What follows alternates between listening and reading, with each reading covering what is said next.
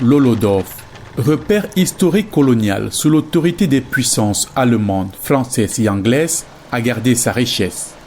C'est à juste titre que le foyer culturel de la ville a vibré pendant 2 jours à l'occasion de la visite de l'ONG française Green Sanctuary dans l'arrondissement. Avant la descente sur le terrain, la délégation, conduite par Lucie Nguélé, présidente de l'Association des femmes rurales de l'Holodorf, a été reçue par Thomas Gabana Adia, le sous-préfet. Une escale à la mairie pour des échanges sur les différentes opportunités à saisir. Nous avons des sites naturels, des sites historiques qui sont bien protégés et bien recensés. Et on a des sites artificiels. Sur le terrain, une caravane socio-anthropologique. Les visiteurs ont marqué un premier arrêt au village Kababros, terre des populations autochtones Bakola. Un peuple accueillant et solidaire, toujours disposé à esquisser des pas de danse et diengue, originalité des ressortissants de la forêt. De quoi agrémenter les interactions. Les fils et filles Bakola Bagieli ont exprimé leur satisfaction. L'occasion s'est également présentée pour relever les enjeux positifs de la visite tout en exprimant l'inquiétude face à la destruction de l'écosystème.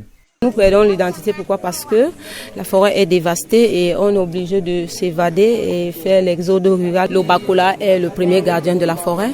Et aujourd'hui, quand on se rend compte que cette forêt est en train de disparaître, vraiment on a très mal. Et comme ils viennent pour nous aider à la protéger, on est vraiment fiers. Avec leur aide, nous pourrons réactualiser les choses.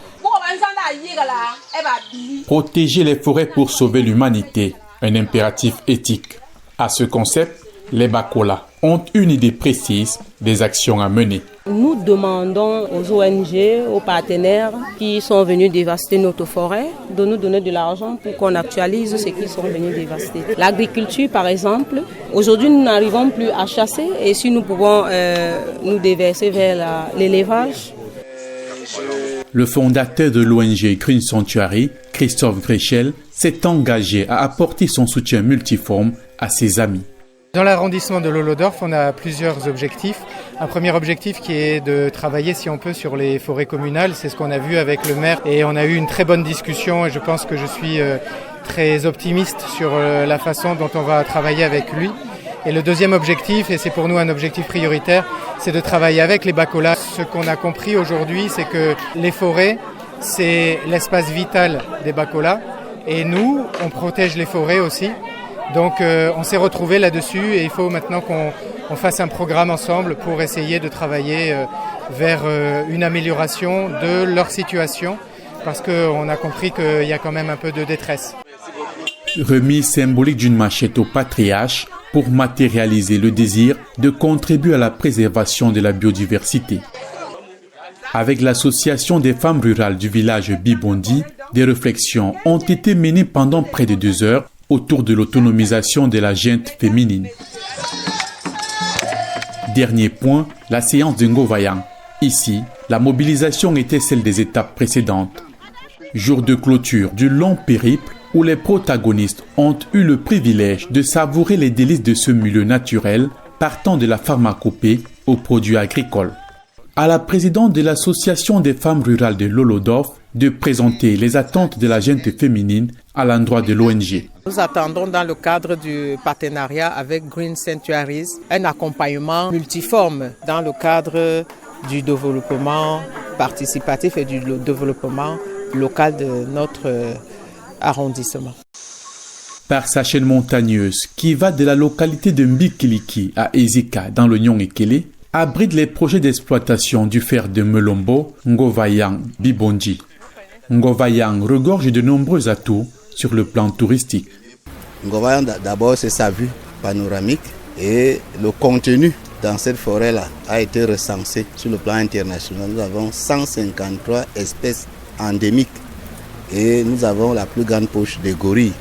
Vous savez l'importance des gorilles à travers le monde. Donc sur le plan touristique, nous avons des chutes de montagnes. Sur le mont Ngovayan, au moins 4 chutes. La rivière Ngovayan, la rivière Nyabamba, la rivière Mbikiliki, tous sont situés sur le mont Ngovayan et Biliktop. Au-delà donc de cet aspect-là, Nous avons des plus grands gisements de fer dans cette montagne. Quand vous avez des potentialités, vous pouvez vous développer. Et Ngobayan en a. Et tout ce qui nous manque actuellement, c'est une bonne coordination de toutes ces richesses et un plan d'action par rapport à l'international. Parce qu'aujourd'hui, on ne peut pas évoluer tout seul. Le fondateur de Green Sanctuary a eu le plaisir de partager sa vision de développement avec ses interlocuteurs.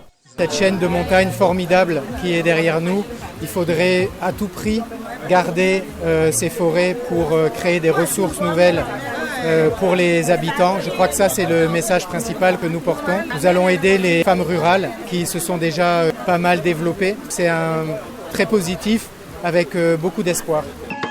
Pour le sous-préfet de Lolodov, Thomas Gabana Adia, cette action augure des lendemains meilleurs. Les responsables de l'ONG ont pu admirer le courage, la détermination et la dynamique sans pareil des dames de Ngobayan. Et nous pensons que cela va ouvrir la porte à un partenariat gagnant-gagnant. Tout est bien qui finit bien. Une mission de 48 heures sans obstacle. Les espoirs des vaillantes populations de Ngobayan de l'arrondissement de Lolodov en général, et tant que la synergie avec l'ONG non gouvernementale porte ses fruits.